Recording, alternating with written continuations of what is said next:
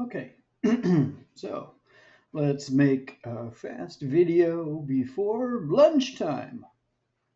I'm excited about lunchtime. Anyhow, so here we're beginning chapter 7, section 3.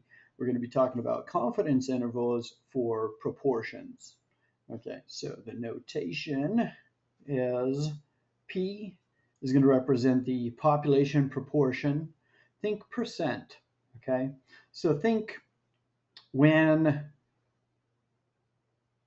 that example that I gave in the previous lecture for chapter 7, section 2, about, our poll, going out and saying which political candidate do you prefer, and coming back and saying candidate X is preferred by 55% of the people. And, we have this margin of error. Okay. That would be the better example to talk about today. So, for our sample, that would be the number of people that we went out and gave the survey to. What we're trying to estimate there is the actual true proportion of people who are going to actually be voting for candidate X. That's the purpose of taking this, poll, is to try to find the true population proportion. All right. So here, when we're creating a confidence interval, we're essentially saying, okay, the average value plus or minus whatever our margin of error turns out to be. So the notation that we're going to be looking at here for proportions is population proportion. Think percent. That's why it's P. Here, we're going to read this as P hat. P with a little party hat on it. This is our sample proportion. And similarly, Q with a little party hat, we're going to read that as Q hat. This, we would say this is the complement of P, right? So the way we compute P hat, I'm sorry, the complement of P hat, that's Q hat, right? The way we complement our sample proportion is we take the number of people who prefer candidate X in the case of that example, or in general, I refer to this as the number of successes. There's air quotes around that, successes. Why?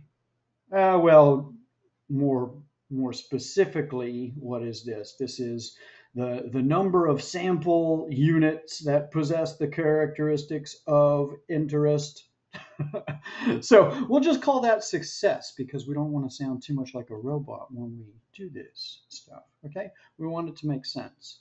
So we take the number of people who prefer candidate X, or the number of people who have that particular attribute.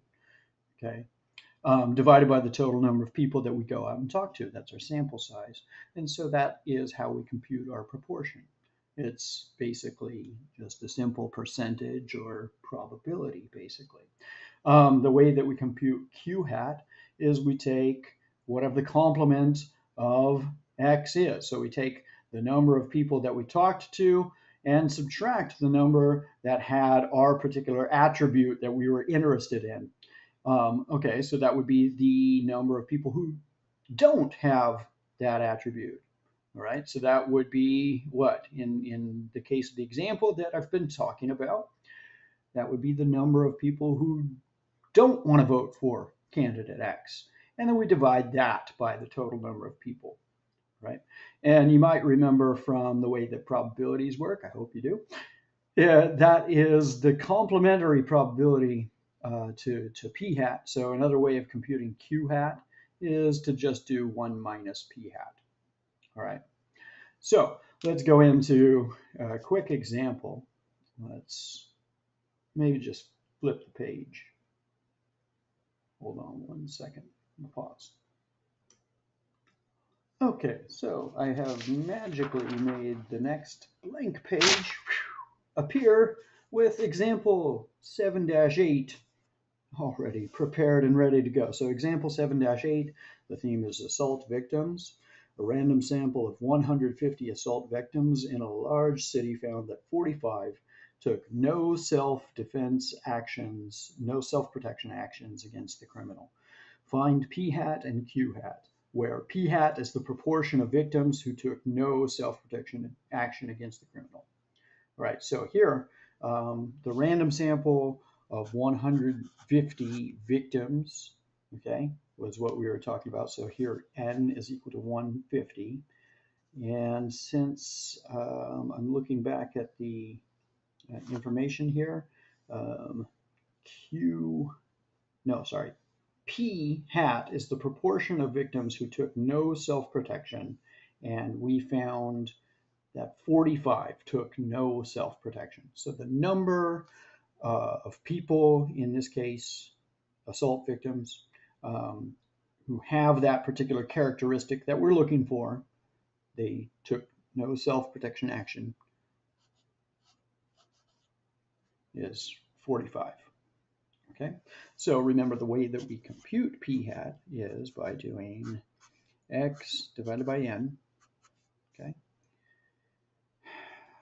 Another reason that you can think of this as a success is you're counting the number of people who did whatever. Let's call it x. Number of people who did x out of the total number that there are. So there were 45 that did x out of a total of 150. And so this breaks down to, let's see, magic calculator, turn on, clear, do 45, divide by 150 there, and that is equal to 0.3. Okay, so p hat is equal to 0.3. As a percent, we would say that's 30%. 30% of the assault victims in this sample took no self-protection action against their assault or their attacker. Okay, so q hat we would do similarly. Let's recall its formula. Q hat is going to be n minus x, all divided by n. So here we will say 150 minus 45, all divided by 150. Okay. And that becomes 105 divided by 150. And here, instead of actually doing the computation with the calculator, I can cheat, but I don't want to do that, so let's do 105 divided by 150. And that gives us exactly, so you can see there it says 0.7. And so that would be 70%. Okay, and that's why I was mentioning that I could have cheated, because if the proportion who took no self-protection action was 30%, then that means the proportion who did take some self-protection action was the complement was 70%. Okay, so remember a complementary proportion, right? So if we're talking about p hat, the complement of that is q hat. What is q hat? Q hat is essentially 100% minus whatever p hat was. So q hat, in other words, is whatever it takes to add to the original one to get the total to add up to 100%. So here, if the original one was 30, what would it take to get it to add up to 100? Well, it would take 70%. 70% plus that 30% would get it all up to the total, the full 100% of all of the realm of possibilities. All right, so we'll pause here, and then we'll come back and talk about confidence intervals for proportions. That was just the intro. All right, see you after the jump.